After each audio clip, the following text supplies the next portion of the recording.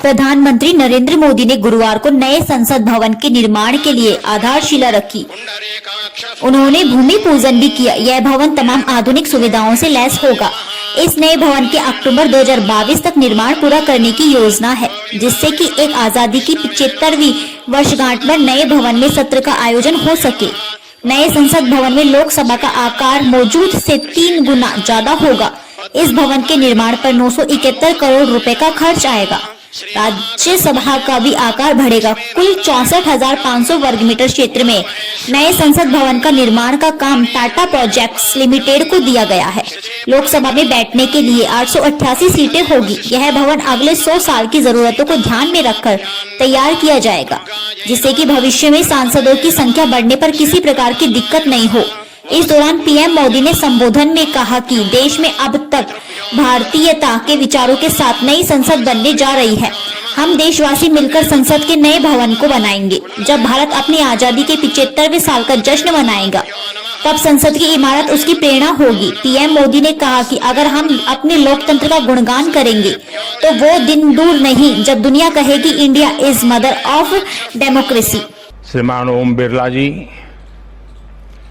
राज्यसभा के उपसभापति श्रीमान हरिवंश जी,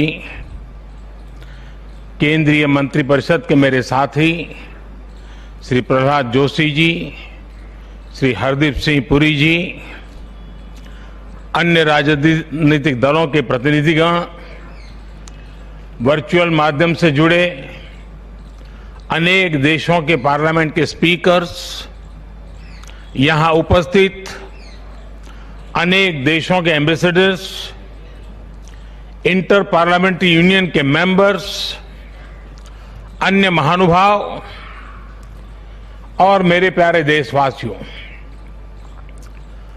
आज का दिन बहुत ही ऐतिहासिक है।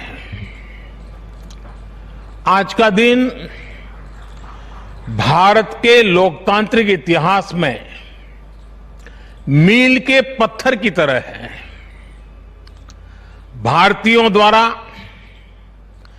भारतीयता के विचार से ओतप्रोत भारत के संसद भवन के निर्माण का शुभारंभ हमारी लोकतांत्रिक परंपराओं के सबसे अहम पड़ाव में से एक है।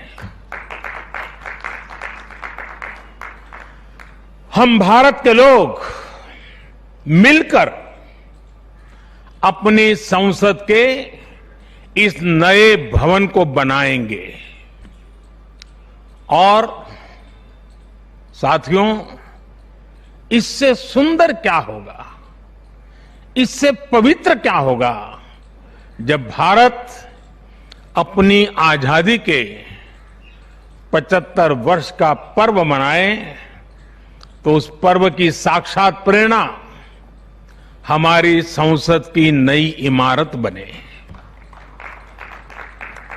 आज 130 करोड़ से ज्यादा भारतीयों के लिए बड़े सौभाग्य का दिन है, गर्व का दिन है, जब हम इस ऐतिहासिक पल के साक्षी बन रहे हैं।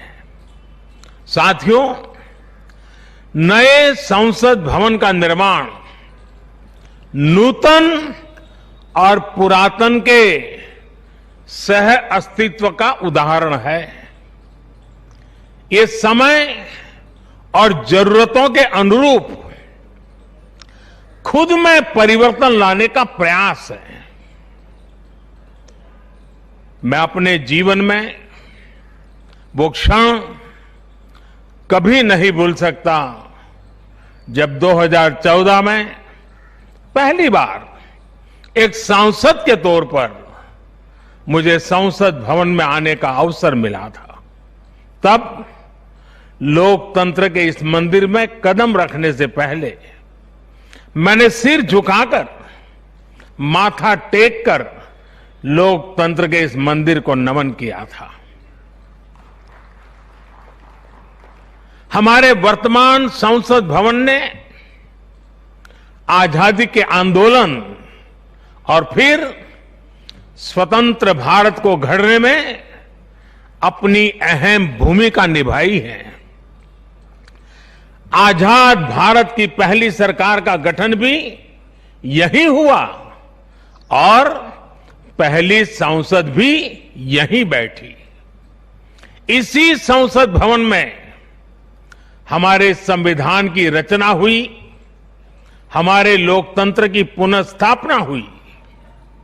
बाबा साहब आम्बेडकर और अन्य वरिष्ठों ने सेंट्रल हॉल में गहन मंथन के बाद हमें अपना संविधान दिया। संसद की मौजूदा इमारत स्वतंत्र भारत के हर उतार चढ़ाव, हमारी हर चुनौतियां, हमारे समाधान, हमारी आशाओं आकांक्षाओं, हमारी सफलता का प्रतीक रही है। इस भवन में बना प्रत्येक कानून, इन कानूनों के निर्माण के दौरान संसद भवन में कही अनेक गहरी बातें, ये सब हमारे लोकतंत्र की धरोहर है। लेकिन साथियों, संसद के शक्तिशाली इतिहास के साथ ही यथार्थ को भी स्वीकारना उतना ही आवश्यक है। ये इमारत अब करीब करीब 100 साल की हो रही है। बीते दशकों में इसे तत्कालीन जरूरतों को देखते हुए निरंतर अपग्रेड किया गया। इस प्रक्रिया में कितनी ही बार दीवारों को तोड़ा गया है, कभी नया साउंड सिस्टम, कभी फायर सेफ्टी सिस्टम, कभी आईटी सिस्टम। लोकसभा में बैठने की जगह बढ़ाने के लिए तो दीवारों को भी हटाया गया। इतना कुछ होने के बाद संसद का ये भवन अब विश्राम मांग रहा है। अभी लोकसभा अध्यक्ष जी भी बता रहे थे कि किस तरह बरसों से मुश्किलों भरी स्थिति रही है। बरसों से नए संसद भवन की जरूरत महसूस की गई है। ऐसे में ये हम सभी का दायित्व बनता है कि 21वीं सदी के भारत को अब एक नया संसद भवन मिले। इसी दिशा में आज ये शुभारंभ हो रहा है और इसलिए आज जब हम एक नए संसद भवन का निर्माण कार्य शुरू कर रहे हैं तो वर्तमान संसद परिषद के जीवन में नए वर्ष भी जोड़ रहे हैं। साथियों, नए संसद भवन में ऐसी अनेक नई चीजें की जा रही हैं जिससे सांसदों की एफिशिएंसी बढ़ेगी, उनके वर्क कल्चर में आधुनिक तौर तरीके आएंगे। अब जैसे अपने सांसदों से मिलने के लिए उनके संसदीय क्षेत्र से लोग आते हैं, तो अभी जो संसद भवन है उसमें लोगों को बहुत दिक्कत होती है। आम जनता को दिक्कत होती है, नागरिकों को दिक्कत होती है। आम जनता को अपनी कोई परेशानी अपने सांसद को बतानी है, कोई सुख दुख बांटना है, तो इसके लिए भी संसद भवन में स्थान की बहुत कमी महसूस होती है। भविष्य में प्रत्येक सांसद के पास ये सुविधा होगी कि वो अपने क्षेत्र के लोगों से यही निकट में ही, इसी ये विशाल परिसर के बीच में ही उनको एक व्यवस्था मिलेगी ताकि वो अपने संसदीय क्षेत्र से आए लोगों को उनके सुख दुख बांट सके। साथियों, पुराने संसद भवन ने स्वतंत्रता के बाद के भारत को दिशा दी।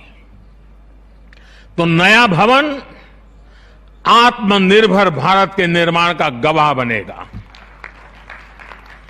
पुराने संसद भवन में देश की आवश्यकताओं की पूर्ति के लिए काम हुआ, तो नए भवन में 21वीं सदी के भारत की आकांक्षाएं पूरी की जाएगी। जैसे आज इंडिया गेट से आगे नेशनल वॉर मेमोरियल ने राष्ट्रीय पहचान बनाई है, वैसे ही संसद का नया भवन अपनी पहचान स्थापित करेगा। देश के लोग, आने वाली पीढ़ियां नए भवन को देखकर गर्व करेगी कि ये स्वतंत्र भारत में बना है। आजादी के 75 वर्ष का स्मरण करते हुए इसका निर्माण हुआ है। साथियों, संसद भवन की शक्ति का स्रोत, उसकी ऊर्जा का स्रोत हमारा लोकतंत्र है। आजादी के समय किस तरह से एक लोकतांत्रिक राष्ट्र के रूप में भारत के अस्तित्व पर संदेह और शंकाएं जताई गई थी, ये इतिहास का हिस्सा है। अशिक्षा, गरीबी, सामाजिक विविधता और अनुभवहीनता जैसे अनेक तर्कों के साथ ये भविष्यवाणी भी कर दी गई थी कि भारत में लोकतंत्र असफल हो जाएगा। आज हम गर्व से कह सकते हैं कि हमारे देश ने उन आशंकाओं को न सिर्फ गलत सिद्ध किया है, बल्कि 21वीं सदी की दुनिया भारत को अहम लोकतांत्रिक ताकत के रूप में आगे बढ़ते हुए देख भी रही है। साथियों, लोकतंत्र भारत में क्यों सफल हुआ, क्यों सफल है और क्यों कभी लोकतंत्र पर आंच नहीं आ सकती, ये बात हमारी हर पीढ़ी को जानना समझना बहुत आवश्यक है। हम देखते सुनते हैं, दुनिया में 13वीं शताब्दी में रचित मैग्ना कार्टा की बहुत चर्चा होती है। कुछ विद्वान इसे लोकतंत्र की बुनियाद भी बताते हैं, लेकिन ये भी बात उतनी ही सही है कि मैग्ना कार्टा से भी पहले 12वीं शताब्दी में, 12th सेंचुरी में ही भारत में भगवान बसवेश्वर का अनुभव मंटपम अस्तित्व में आ चुका था। अनुभव मंटपम के रूप में उन्होंने लोक संसद का न सिर्फ निर्माण किया था, बल्कि उसका संचालन भी सुनिश्चित किया था। और भगवान बसवेश्वर जी ने कहा था, ಈ ಅನುಭವ ಮಂಟಪ ಜನಸಭಾ ನಾದಿನ ಮಟ್ಟು ರಾಷ್ಟ್ರದ ಉನ್ನತಿಗೆ ಹಾಗೂ ಅಭಿವೃದ್ಧಿಗೆ ಪುರಗಾವಗಿ ಕೆಲಸ ಮಾಡುತ್ತದೆ। यानी ये अनुभव मंटपम एक ऐसी जनसभा है जो राज्य और राष्ट्र के हित में और उनकी उन्नति के लिए सभी को एकजुट होकर काम करने के लिए प्रेरित करती है। अनुभव मंटपम लोकतंत्र का ही तो एक स्वरूप था। साथियों, इस कालखंड के और पहले जाएं तो तमिलनाडु में चेन्नई से 80-85 किलोमीटर दूर उत्तरा मेरूर नाम के गांव में एक बहुत ही ऐतिहासिक साक्ष्य दिखाई देता है। इस गांव में चोल साम्राज्य के दौरान 10वीं शताब्दी में पत्थरों पर तमिल में लिखी गई पंचायत व्यवस्था का वर्णन है 10th सेंचुरी। और इसमें बताया गया है कि कैसे हर गांव को कुडुंब में कैटेगराइज किया जाता था, जिनको अगर आज की भाषा में कहना है तो हम आज उसको एक वार्ड कह सकते हैं। उन कुटुंबों से एक एक प्रतिनिधि महासभा में भेजा जाता था। और जैसा आज भी होता है, इस गांव में 1000 वर्ष पूर्व जो महासभा लगती थी वो आज भी वहां मौजूद है। और साथियों, 1000 वर्ष पूर्व बनी इस लोकतांत्रिक व्यवस्था में एक और बात बहुत महत्वपूर्ण थी। उस पत्थर पे लिखा हुआ है, उस शिलालेख में वर्णन है इसका, और उसमें कहा गया है कि जनप्रतिनिधि को चुनाव लड़ने के लिए अयोग्य घोषित करने का भी प्रावधान था उस जमाने में। और नियम क्या था? नियम यह था कि जो जनप्रतिनिधि अपनी संपत्ति का ब्यौरा नहीं देगा, वो और उसके करीबी रिश्तेदार चुनाव नहीं लड़ पाएंगे। कितने सालों पहले सोचिए, कितनी बारीकी से उस समय पर हर पहलू को सोचा गया, समझा गया, अपनी लोकतांत्रिक परंपराओं का हिस्सा बनाया गया। साथियों, लोकतंत्र का हमारे इतिहास देश के हर कोने में नजर आता है, कोने कोने में नजर आता है। कुछ शब्दों से तो हम बराबर परिचित हैं, सभा, समिति, गणपति, गणाधिपति। ये शब्दावली हमारे मन मस्तिष्क में सदियों से प्रवाहित है। सदियों पहले शाक्य, मल्ल और वेजी जैसे गणतंत्र हो, लिच्छवी, मल्लक, मड़क और कंबोज जैसे गणराज्य हो, या फिर मौर्य काल में कलिंग, सभी ने लोकतंत्र को ही शासन का आधार बनाया था। हजारों साल पहले रचित हमारे वेदों में से ऋग्वेद में लोकतंत्र के विचार को समज्ञान यानी समूह चेतना, कलेक्टिव कॉन्शियसनेस के रूप में देखा गया है। साथियों, आमतौर पर अन्य जगहों पर जब डेमोक्रेसी की चर्चा होती है तो ज्यादातर चुनाव की प्रक्रिया, इलेक्टेड मेंबर्स, उनके गठन की रचना, शासन प्रशासन, लोकतंत्र की परिभाषा इन्हीं चीजों के आसपास रहती है। इस प्रकार की व्यवस्था पर अधिक बल देने को ही ज्यादातर स्थानों पर उसी को डेमोक्रेसी कहते हैं। लेकिन भारत में लोकतंत्र एक संस्कार है। भारत के लिए लोकतंत्र जीवन मूल्य है, जीवन पद्धति है, राष्ट्र जीवन की आत्मा है।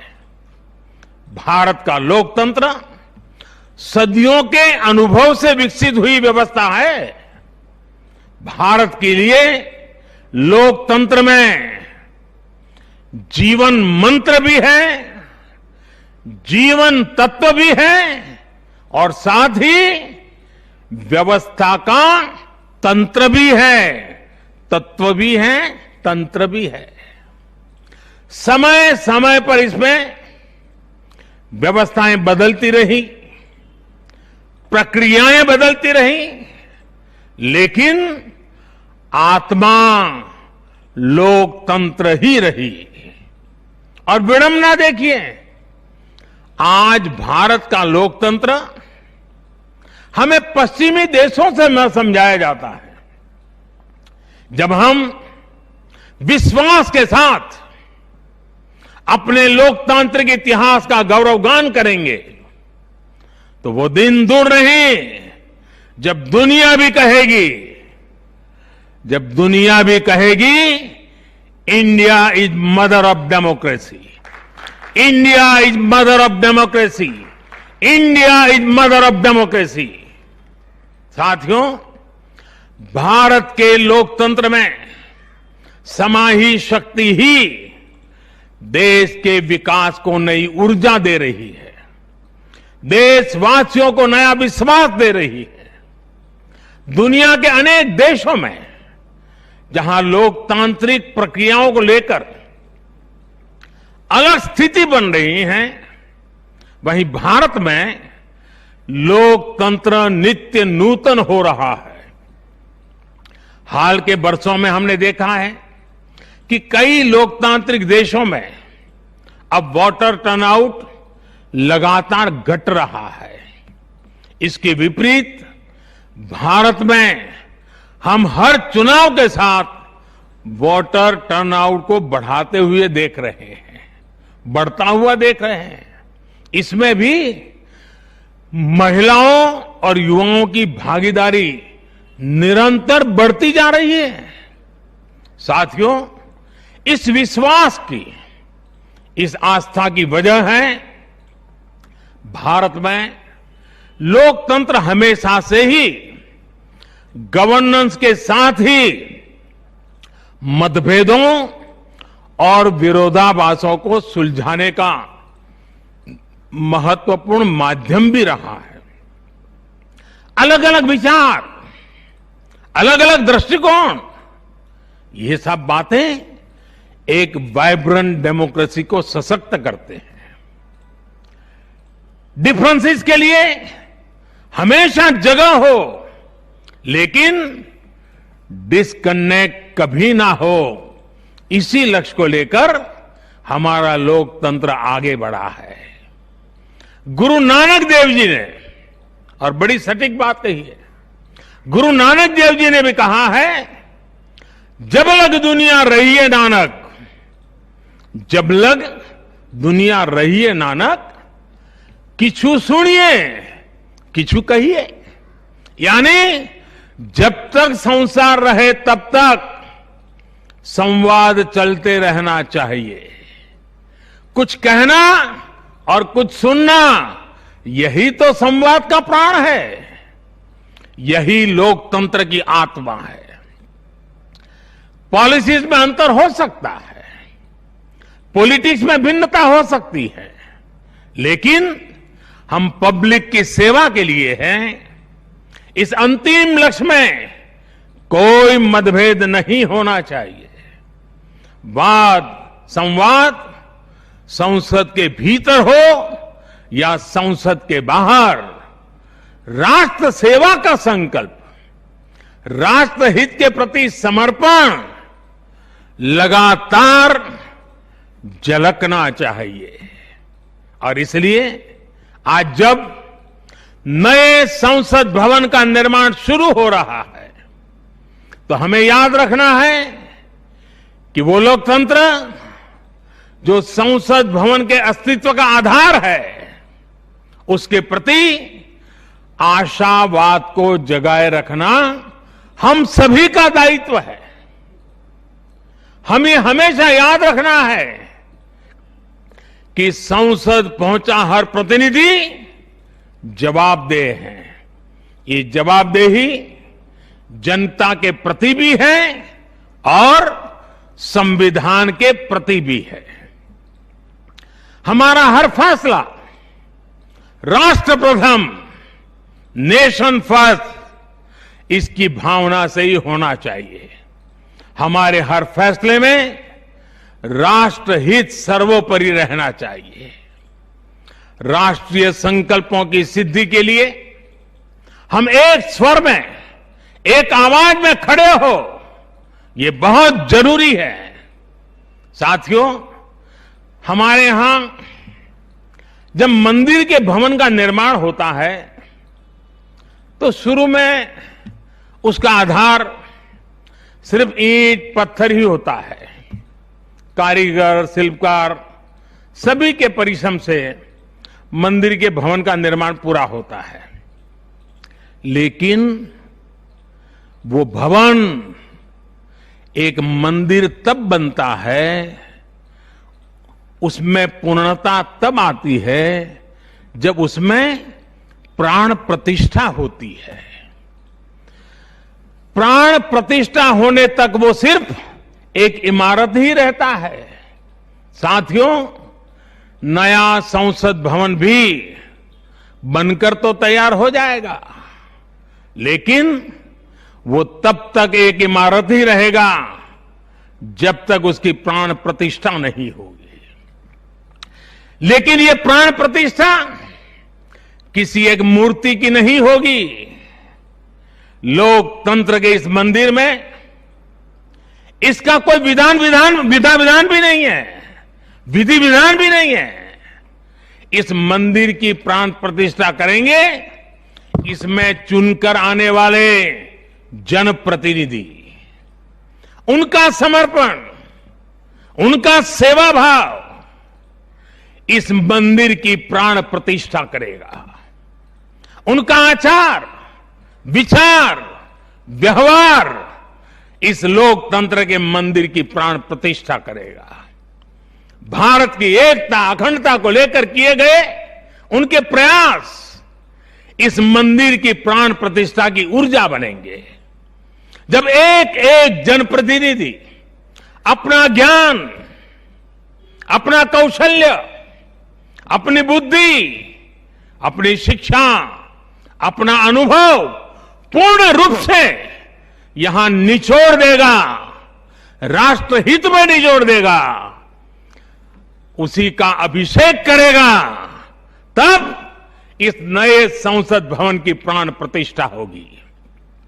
यहां राज्यसभा काउंसिल ऑफ स्टेट्स है, एक ऐसी व्यवस्था है जो भारत के फेडरल स्ट्रक्चर को बल देती है। राष्ट्र के विकास के लिए राज्य का विकास, राष्ट्र के विकास के लिए राज्य का विकास, राष्ट्र की मजबूती के लिए राज्य की मजबूती, राष्ट्र के कल्याण के लिए राज्य का कल्याण, इस मूलभूत सिद्धांत के साथ काम करने का हमें प्रण लेना है।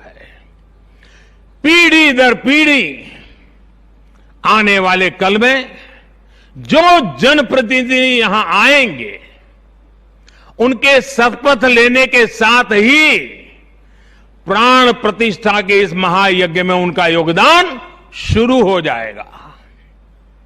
इसका लाभ देश के कोटि कोटि जनों को होगा।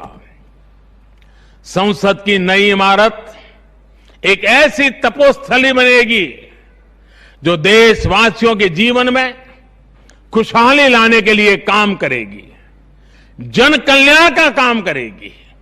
साथियों, 21वीं सदी भारत की सदी हो, यह हमारे देश के महापुरुषों और महान नारियों का सपना रहा है। लंबे समय से इसकी चर्चा हम सुनते आ रहे हैं। 21वीं सदी भारत की सदी तब बनेगी जब भारत का एक एक नागरिक अपने भारत को सर्वश्रेष्ठ बनाने के लिए अपना योगदान देगा। बदलते हुए विश्व में भारत के लिए अवसर बढ़ रहे हैं। कभी कभी तो लगता है जैसे अवसर की बाढ़ आ रही है। इस अवसर का हमें किसी भी हालत में, किसी भी सूरत में इन अवसरों को हमें हाथ से निकलने नहीं देना है। पिछली शताब्दी के अनुभवों ने हमें बहुत कुछ सिखाया है। उन अनुभवों से सीखे और उन अनुभवों की सीख हमें बार बार याद दिला रही है कि अब समय नहीं गंवाना है, समय को साधना है। साथियों, एक बहुत पुरानी और महत्वपूर्ण बात मैं आज जिक्र करना चाहता हूं। वर्ष 1897 में स्वामी विवेकानंद जी ने देश की जनता के सामने 1897 में कहा था कि अगले 50 सालों के लिए उन्होंने एक आह्वान किया था और स्वामी जी ने कहा था कि आने वाले 50 सालों तक भारत माता की आराधना ही सर्वोपरि हो। देशवासियों के लिए उनका यही एक काम, भारत माता की आराधना। और हमने देखा उस महापुरुष की वाणी की ताकत। इसके ठीक 50 वर्ष बाद 1947 में भारत को आजादी मिल गई थी। आज जब संसद के नए भवन का शिलान्यास हो रहा है तो देश को एक नए संकल्प का भी शिलान्यास करना है। हर नागरिक को नए संकल्प का शिलान्यास करना है। स्वामी विवेकानंद जी ने उनके उस आह्वान को याद करते हुए हम सबको ये संकल्प लेना है। ये संकल्प हो इंडिया फर्स्ट का, भारत सर्वोपरि। हम सिर्फ और सिर्फ भारत की उन्नति, भारत के विकास को ही अपनी आराधना बना ले। हमारा हर फैसला देश की ताकत बढ़ाए। हमारा हर निर्णय, हर फैसला एक ही तराजू में तोला जाए और वो तराजू है देश का हित सर्वोपरि, देश का हित सबसे पहले। हमारा हर निर्णय वर्तमान और भावी पीढ़ी के हित में हो। साथियों, स्वामी विवेकानंद जी ने तो 50 वर्ष की बात की थी। हमारे सामने 25-26 साल बाद आने वाली भारत की आजादी की 100वीं वर्षगांठ है, जब देश वर्ष 2047 में 2047 में अपनी स्वतंत्रता के 100वें वर्ष में प्रवेश करेगा। तब हमारा देश कैसा हो, हमें देश को कहां तक ले जाना है, इस 25-26 वर्ष कैसे हमें खप जाना है, इसके लिए हमें आज संकल्प लेकर काम शुरू करना है। जब हम आज संकल्प लेकर देश हित को सर्वोपरि रखते हुए काम करेंगे तो देश का वर्तमान ही नहीं बल्कि देश का भविष्य भी बेहतर बनाएंगे।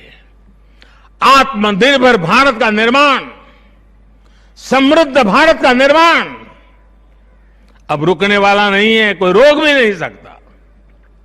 साथियों, हम भारत के लोग ये प्रण करें, हमारे लिए देश हित से बड़ा और कोई हित कभी नहीं होगा। हम भारत के लोग ये प्रण करें, हमारे लिए देश की चिंता अपनी खुद की चिंता से बढ़कर होगी। हम भारत के लोग ये प्रण करें, हमारे लिए देश की एकता अखंडता से बढ़कर कुछ नहीं होगा। हम भारत के लोग ये प्रण करें, हमारे लिए देश के संविधान की मान मर्यादा और उसकी अपेक्षाओं की पूर्ति जीवन का सबसे बड़ा ध्येय होगी।